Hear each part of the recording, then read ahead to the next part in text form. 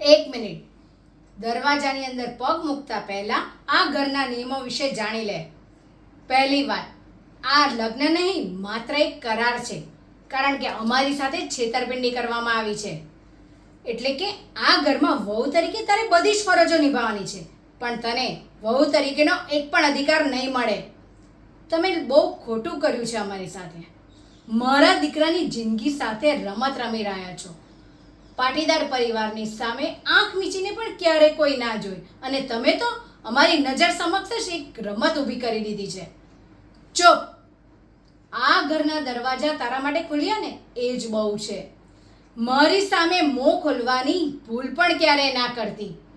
આ ઘરમાં વહુ તરીકે આવશે અને આ ઘર પર રાજ કરશે, એવા જો તે સપના જોયા હોય ને તો એ સપનાને આ દરવાજાની બહાર જ મૂકીને અંદર આવજે. કારણ કે આજથી તું અને આદિત્ય આ ઘરમાં અલગ અલગ રૂમમાં રહેશે.